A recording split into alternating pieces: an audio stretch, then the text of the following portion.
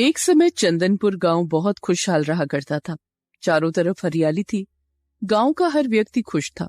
एक समय ऐसा आया कि वहां सूखा और जोर की किलकिलाती गर्मी पड़ने लगी। गांव का पूरा पानी सूख गया। गांव के लोग और जानवर भूख प्यास से मरने लगे। अब गांव वालों को समझ नहीं आता है कि क्या करें। अगले दिन एक पंचायत बैठती है। गांव वालों, हम बहुत बड़ी मुसीबत में पड़ गए हैं। गांव में सूखे की वजह से ना तो पानी है ना ही अनाज। तो जो इस गांव को छोड़कर जाना चाहता है वो चले जाएं। सरपंच की बातें सुनकर कुछ लोग गांव छोड़कर चले जाते हैं। सरपंच जी, मैं एक ऐसे तांत्रिक बाबा को जानता हूँ जो हमें इस मुसीबत से बचा सकते हैं। तो अभी तक क्यों नहीं बताया? हमें लेकर चलो वहाँ। सरपंच और कुछ गांव वाले उस आदमी के साथ तांत्रिक बाबा के पास जाते हैं। तांत्रिक बाबा, हमें इस महामारी से बचा लीजिए। पर हुआ क्या है? बाबा, हमारे गांव में 2 साल से सूखा पड़ा है। हमें इस मुसीबत से निकालिए। सभी लोग तांत्रिक के साथ गांव वापस आते हैं। तांत्रिक बाबा गांव की मिट्टी उठाकर देखते हैं। हमें एक बहुत बड़ा यज्ञ करना पड़ेगा। इस यज्ञ में हमें नागमणि की जरूरत पड़ेगी और वो केवल पूर्णिमा की रात को ही निकल सकती है और पूर्णिमा कल है। अगले दिन हवन की तैयारी की जाती है। तांत्रिक बाबा और उनके साथ कुछ और तांत्रिक जंगलों में नागमणि ढूंढने जाते हैं। ढूंढते ढूंढते रात हो जाती है। कुछ ही दूर आगे उन्हें एक गुफा से रोशनी आती हुई दिखती है। सभी तांत्रिक उस गुफा के अंदर जाते हैं। वो रोशनी एक नागमणि से आ रही होती है। तांत्रिक बाबा उस नागमणि को लेकर जाने लगते हैं। तभी उनके सामने एक इच्छाधारी नाग और नागिन प्रकट होते हैं। कौन हो तुम लोग और ये मणि लेकर कहाँ जा रहे हो? देखो नाग देवता, इस मणि की एक गांव को बहुत ज्यादा जरूरत है। हम अपना काम करके इसे वापस लौटा देंगे। नहीं, तुम इसे नहीं ले जा सकते। हम इसे ले जाएंगे। देखता हूँ हमें कौन रोकता है। नाग सबको डसने लगता है, लेकिन उसके जहर का असर किसी को नहीं होता है। फिर नाग एक खंजर से हमला करता है। तभी एक तांत्रिक डरकर अपना त्रिशूल आगे कर देता है। त्रिशूल नाग के सीने में घुस जाता है और वहीं नाग की मौत हो जाती है। ये तुमने क्या किया? इसे मार डाला? वो मैं डर गया था। मैंने जानबूझ के नहीं मारा। नागिन एकदम आग बबूला हो जाती है। अजी उठिए ना, अभी तो आपने अपने बच्चे का नाम भी नहीं रखा। उठिए ना। नागिन अपने पति की लाश पर फूट फूट कर रोती है। तुम में से कोई नहीं बचेगा। मैं सबको मार दूंगी। चलो यहाँ से जल्द हवन करना होगा। सभी तांत्रिक वहां से चले जाते हैं। नागिन भी उनके पीछे चल देती है। नागिन छुप छुप कर उनको डस लेती है। ऐसे करके नागिन सबको मार देती है। अब नागिन तांत्रिक बाबा के पास जाती है। जैसे ही नागिन तांत्रिक बाबा को डसने जाती है, तांत्रिक बाबा एक मंत्र मार कर दूर कर देते हैं। नागिन काफी कोशिश करती है, आखिर में डस ही लेती है। तभी तांत्रिक बाबा मंत्रों की मदद से नागिन को कुछ समय के लिए अंधा कर देते हैं और वहां से भागते हुए अपने घर आते हैं और अपने तांत्रिक बेटे से बोलते हैं, बेटा, ये मणि लो और चंदनपुर गांव में जाओ और वहां हवन करो। जल्दी जाओ, समय निकलते जा रहा है। पर पिताजी, आपको ऐसी हालत में छोड़कर मैं कैसे जा सकता हूँ? बेटा, यहाँ पर मेरे अकेले की जान जाएगी, पर वहां कई लोगों और पशु पक्षियों की जान चली जाएगी। इधर नागिन की आंखें ठीक हो जाती हैं, चारों तरफ देखती है, पर तांत्रिक बाबा उसे कहीं नहीं दिखते हैं। नहीं छोड़ूंगी। इधर तांत्रिक बाबा का बेटा चंदनपुर गांव पहुंचता है और मणि को हवन कुंड के सामने रखकर हवन करता है। जैसे ही हवन पूरा होता है, वहां जोरों की बारिश होने लगती है। सभी गांव वाले खुशी से नाचने लगते हैं। पर तांत्रिक बाबा का बेटा बहुत उदास होता है, क्योंकि उसके पिताजी अब नहीं रहे। बाबा, आप इतने परेशान क्यों हैं? नहीं, कुछ नहीं, बस ऐसे ही। अगले दिन से सभी गांव वाले अपने रोज के कामों में लग जाते हैं। चंदनपुर गांव फिर से हरा भरा और खुशहाल हो जाता है। कुछ महीनों बाद फसल की कटाई होती है। एक दिन गांव के सरपंच ही गांव के सभी लोगों को बुलाकर कहते हैं, आज हमारे फसल की पहली कटाई हुई है, तो हम चाहते हैं कि पहली फसल हम उसको दें जिसने हमारे गांव को बचाया। हाँ, हमें वहां जाना चाहिए। सभी गांव वाले तांत्रिक बाबा के घर जाते हैं। आप सब यहाँ? हमारी इस साल की पहली फसल की ये पहली कटाई हुई है, तो हम सब पहली फसल आपके पिताजी को देने आए हैं। वो नहीं है। कहाँ गए हैं वो?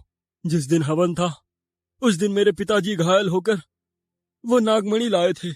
उसी दिन वो भगवान के पास चले गए। आप सबकी जान बचाने के लिए उन्होंने अपनी जान दे दी।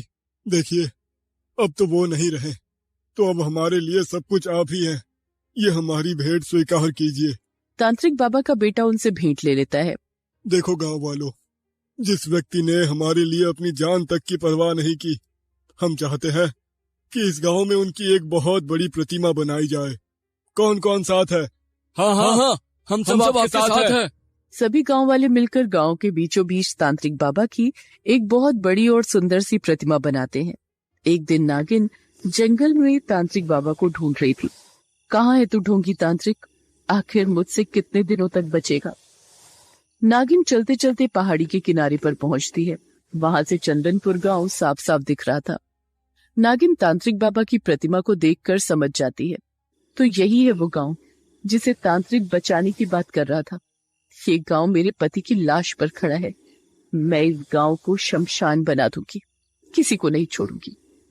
नागिन वहीं रात होने का इंतजार करती है। रात होते ही नागिन एक सुंदर सी औरत का रूप ले लेती है और गांव के किनारे जाकर मनमोहक गाना गाने लगती है। उसी वक्त एक आदमी कहीं से आ रहा था। वो उस गाने को सुनकर उसके पीछे पीछे जाने लगता है। थोड़ी दूर चलने के बाद उसे एक सुंदर सी औरत दिखती है। आदमी औरत के और पास जाता है। तभी नागिन पीछे मुड़ती है और अपने असली रूप में आ जाती है। अगले दिन जंगल में कुछ गांव वालों को उस आदमी की लाश मिलती है। अरे, ये तो कैलाश का लड़का भोला है। क्या हुआ इसे? अरे, ये देखो, इसका शरीर नीला पड़ा है और इसके पैर पर सांप के काटने का निशान है। अभी ये जिंदा है या नहीं? ये तो कभी का मर चुका है। बहुत बुरा हुआ। जाओ, कैलाश के पास ले जाओ इसे। अब हर रोज नागिन एक न एक गांव वाले को अपना शिकार बनाती और यहाँ गांव वालों को हर रोज एक आदमी की लाश मिलती।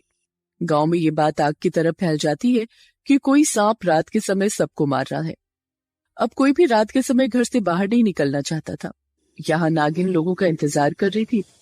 फिर नागिन अपना शिकार ढूंढने गांव के अंदर जाती है। फिर से वही गाना गाने लगती है।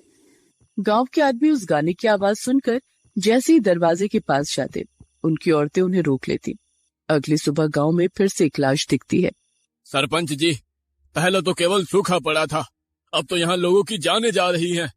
आखिर ये सब कौन कर रहा है? सरपंच जी, मैंने उसे देखा है। वो एक औरत थी, गाना गा गा कर केवल आदमियों को अपने वश में कर रही थी। मुझे तो लगता है कि वो कोई इच्छाधारी नागिन है। हमें अभी तांत्रिक बाबा के पास जाना होगा। चलो। सभी गांव वाले तांत्रिक के पास जाते हैं। बाबा, हमें बचाओ। आखिर हुआ क्या है? गांव में एक इच्छाधारी नागिन घूम रही है। अब तक वो 10 लोगों को मार चुकी है। सभी गांव वाले तांत्रिक बाबा को लेकर गांव जाते हैं। तांत्रिक बाबा गांव में बैठकर ध्यान लगाते हैं। हाँ, वो एक इच्छाधारी नागिन है और वो अपनी नागमणि ढूंढ रही है। वो नागमणि तो आपके पास ही है ना, तो आप वो नागमणि उसे दे दो। वो केवल नागमणि से नहीं मानेगी, वो पूरे गांव को खत्म करना चाहती है। बाबा, कोई तो तरीका होगा। केवल एक ही रास्ता है। मैं उसे बुलाकर बंधन में बांधकर उससे उसकी इच्छा पूछकर उसकी इच्छा पूरी करनी होगी। हम तैयार हैं बाबा। तांत्रिक बाबा नागिन के लिए घेरा बनाते हैं और मंत्रों का जाप करते हैं। तभी नागिन वहां चिल्लाती हुई आकर घेरे में बैठ जाती है। तेरी इतनी हिम्मत तांत्रिक कि तू मुझे यहाँ बुलाकर बंदी बनाए। कितने समय तक तू मुझे बांध कर रखेगा? मैंने तुम्हें यहाँ बंदी बनाने के लिए नहीं बुलाया है। मैंने तुम्हें तुम्हारी मणि वापस करने के लिए बुलाया है। पर तुम गांव वालों को क्यों मार रही हो? इस गांव की वजह से मेरे पति की जान गई। मैं किसी को नहीं छोड़ूंगी और पहले तो मैं उस ढोंगी तांत्रिक को मारूंगी जो उस दिन बच गया था। वो तो उसी दिन मर गए थे। क्या वो ढोंगी तांत्रिक मर गया? हाँ, और मैं उन्हीं का बेटा हूँ। फिर तो तू भी मरेगा। तांत्रिक बाबा समझ जाते हैं कि नहीं मानेगी। फिर तांत्रिक बाबा राग में मंत्र फूंक कर नागिन के मुंह पर मारते हैं। नागिन को उस दिन की घटना स्लो मोशन में दिखती है। नागिन समझ जाती है कि वो सिर्फ एक दुर्घटना थी और शांत हो जाती है। नागिन अपनी मणि लेकर वहां से चली जाती है और चंदनपुर गांव फिर से हंसने खेलने लगता है। अमावस्या की काली स्याह रात थी। हर ओर अंधेरा ही अंधेरा था। उस गुप्त अंधेरे में मशाल की रोशनी में दो पांव, जिसमें दो बड़े बड़े कंगन नुमा पायल थे, नागेश्वर के महल की ओर बढ़ रहे थे। सिर्फ पैर और पायल ही उस औरत का दिखाई दे रहा था। आज की रात नागेश्वर की आखिरी रात होगी। मार दूंगी मैं उसे और ले लूंगी अपना बदला। वो पांव धीरे धीरे कर नागेश्वर के महल तक पहुंच गए। उसके महल के बाहर कुछ सैनिक पहरा दे रहे थे। वो औरत जिसके पांव अभी तक दिख रहे थे, वो महल के सैनिकों की नजर बचाकर महल में घुसने की कोशिश करती है, लेकिन जैसे ही वो अपने पांव आगे बढ़ाती है, आग की ज्वाला निकलती है। वो औरत पीछे हट जाती है। अच्छा, तो नागेश्वर इन बचकानी हरकतों से मुझे रोकना चाह रहा है, मुझे, नाग कन्या सुभद्रा को। लेकिन उसे पता नहीं कि वो चाहे कुछ भी कर ले, मौत उसका इंतजार कर रही है और वो कभी भी झपट्टा मारकर नागेश्वर को हमेशा हमेशा के लिए सुला देगी।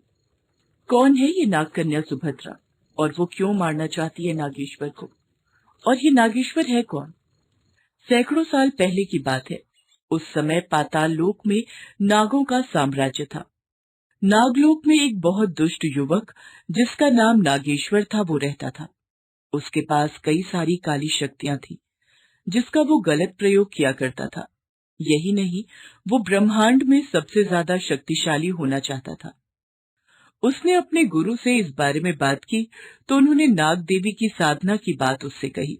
नागेश्वर, नाग देवी की साधना से आप सब कुछ पा सकते हैं, लेकिन ये साधना आसान नहीं है। आपको कई वर्ष लग सकते हैं उन्हें प्रसन्न करने में। गुरुदेव, मुझे किसी भी कीमत पर सर्वशक्तिमान होना है। देवों से, दानवों से, मानवों से, और फिर मुझे तीनों लोकों पर राज करना है। राज, क्या देवता क्या दानव सभी मेरे चरणों में गुलाम की तरह बैठे रहे, यही मेरी इच्छा है। नागेश्वर वन की ओर निकल गया और उसने अपने गुरु के कहे अनुसार आग के एक गोल घेरे में सिर के बल तपस्या शुरू की। ओम नाग देवी नमः, ओम नाग देवी नमः। भूखा प्यासा आग की लपटों के बीच नागेश्वर नाग देवी को प्रसन्न करने के लिए तपस्या करता रहा। कई सालों की उसकी कठिन तपस्या से नाग देवी प्रसन्न हुई और उसके सामने प्रकट हुई। नागेश्वर, आंखें खोलो नागेश्वर, मैं तुम्हारी तपस्या से बहुत प्रसन्न हूँ। हे माँ, ये मेरा परम सौभाग्य है कि आप मेरी तपस्या से प्रसन्न हुई और मेरे सम्मुख उपस्थित हुई। कहो नागेश्वर, तुम्हें क्या चाहिए? हे माँ, मुझे सर्वशक्तिमान और अमर होना है। नागेश्वर की बातों को सुनकर नाग देवी ने कहा कि नागेश्वर, इस संसार में जिसने जन्म लिया है उसका मरना तय है। यहाँ कोई अमर नहीं हो सकता, और जहाँ तक सर्वशक्तिमान होने की बात, तो उसके लिए तुम्हें एक नागमणि हासिल करनी होगी। नागमणि? वो कहाँ मिलेगी? वो नागमणि नागकन्या सुभद्रा के सिर पर विराजमान है। तुम उससे वो नागमणि जबरदस्ती हासिल नहीं कर सकते। तुम्हें उससे विवाह करना होगा। विवाह के दिन जब वो अग्नि के फेरे ले रही होगी, उसी समय उसके सिर पर वो नागमणि प्रकट होगी। बस जैसे ही वो प्रकट हो, तुम्हें उससे वो नागमणि मांगनी होगी और उससे वो लेना होगा। और हाँ, अगर तुमने उसे जबरदस्ती हासिल करने की कोशिश की तो फिर मौत से तुम्हें कोई नहीं बचा सकता। नाग देवी की बातों को सुनकर नागेश्वर थोड़ा खुश भी हुआ और चिंतित भी। उसने नाग देवी से कहा कि ठीक है माँ कि यहाँ कोई अमर नहीं है, लेकिन मुझे ऐसा वरदान दें कि कोई मुझे आसानी से मार ना सके। ना मैं देवता के हाथ मरूं, ना दानव के, ना मानव के, ना नाग के, और ना ही और किसी के। तथास्तु। ये कहकर नाग देवी वहां से अंतर्ध्यान हो गई। उसके बाद नागेश्वर सुभद्रा से उस नागमणि को हासिल करने के लिए निकल पड़ा। नागकन्या सुभद्रा बहुत ही सुंदर थी। जो भी उसको एक बार देखता, वो देखता ही रह जाता। नागकन्या सुभद्रा नागलोक के ही एक युवक वीरभद्र से बहुत प्यार करती थी। वीरभद्र, अब हमें विवाह कर लेना चाहिए। हाँ सुभद्रा, मैं भी तो अच्छे मुहूर्त का इंतजार कर रहा हूँ।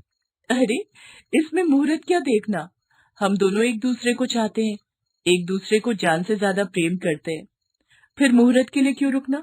तुम्हारी बात तो ठीक है सुभद्रा, लेकिन तुम्हें तो पता है ना, नागलोक में आज तक जो भी विवाह हुए हैं वो मुहूर्त देखकर ही हुए हैं। तो फिर हम लोग नया नियम बनाते हैं ना, आज बिना मुहूर्त के ही कर लेते हैं शादी। अच्छा ऐसा है, तो फिर चलो नाग माता के मंदिर।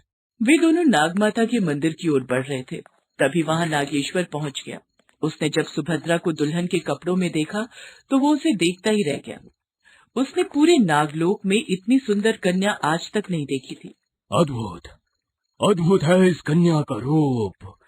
इसे मेरी रानी बनना होगा, क्योंकि कुछ ही पलों के बाद मैं इससे विवाह कर इससे वो नागमणि हासिल करूंगा और फिर इस ब्रह्मांड का सर्वशक्तिमान बन जाऊंगा। लेकिन इस अद्भुत सुंदरी के साथ यह युवक कौन है? कहीं कहीं यह युवक इसका प्रेमी तो नहीं है? नागेश्वर अपने ख्यालों में खोया हुआ था। तभी उसने देखा कि बगल के मंदिर से घंटे के बजने की आवाज जोर जोर से आ रही थी, और ऐसी आवाज तभी आती थी जब नागलोक में किसी का विवाह होने वाला होता है। अरे, इस समय कौन विवाह की तैयारी कर रहा है? और वो नाग कन्या कहाँ गई? नागेश्वर तुरंत मंदिर के पास पहुंचा, और जैसे ही वो मंदिर के पास पहुंचा, उसके सीने की धड़कन तेज। जिस कन्या से विवाह कर वो नागमणि पाने के सपने देख रहा था, वो कन्या तो विवाह के लाल जोड़े में किसी और से विवाह करने की तैयारी कर रही थी। नहीं, यह नहीं हो सकता। मेरे रहते हुए यह कभी नहीं हो सकता। यह कन्या मेरी है और वो नागमणि भी मेरी। नागेश्वर ने अपने मंत्रों की शक्ति से वहां पर एक महादैत्य प्रकट किया। उस महादैत्य का सिर एक विशाल अजगर की तरह था। उसके मुंह से अजगर की तरह दो जीभ निकलकर लपलपा रही थी। नागेश्वर ने महादैत्य को कहा कि अभी के अभी इस युवक को निकल जा, इससे पहले कि देर हो जाए। निकल जा। वो महादैत्य मंदिर के बाहर से तेज सांस लेता है और अपनी शक्ति से वीरभद्र को अपनी सांसों के सहारे खींचने लगता है। अरे ये क्या हो रहा है?